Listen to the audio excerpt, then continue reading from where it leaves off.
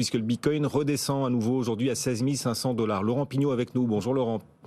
Oui, Ravi de vous bonjour. retrouver depuis Zone Bourse. Donc le Bitcoin repart à la baisse de 2%, 16 500 dollars en ce moment.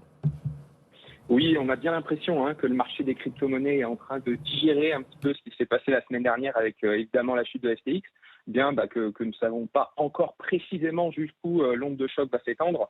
En attendant, le Bitcoin a chuté de 22% la semaine dernière et se retrouve désormais autour, comme vous le disiez, des 16 500 dollars à l'heure actuelle. Alors c'est un petit peu dommage puisque le contexte macroéconomique global commençait un petit peu à s'éclaircir, redevenait un petit peu plus favorable pour les actifs risqués, comme en témoigne l'envolée du Nasdaq la semaine dernière. Mais le Bitcoin a chuté avec FTX. Qui est venu à la fois ruiner l'espoir d'un rebond à court terme, mais aussi anéantir en quelque sorte la confiance qu'avaient certains acteurs envers ce marché des crypto-monnaies dans sa globalité. Alors pour l'instant, d'un point de vue technique, comme je le disais, le Bitcoin tient tout juste cette zone des 16 500 dollars, un niveau qui ne représente pas forcément un support majeur à long terme. Donc nous pourrions continuer de voir le Bitcoin se laisser un petit peu mourir pour aller chercher de la liquidité autour des 14 000 dollars dans un premier temps, puis autour des 10 000 dollars dans une phase de capitulation ultime, en attendant que la confiance revienne d'une manière globale sur le marché.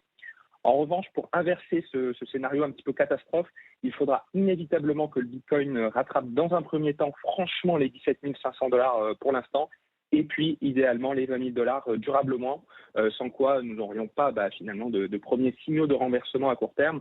Donc vigilance sur ces prochains jours, notamment avec l'effet domino de certains acteurs qui tombent chaque jour dans le sillage de FTX. Oh oui, grande prudence. Et on rappelle qu'on investit en crypto que l'argent dont on n'a pas besoin, ça on le dit à chaque fois. Sur l'Ether, même potentiel que sur Bitcoin, même analyse technique que sur Bitcoin.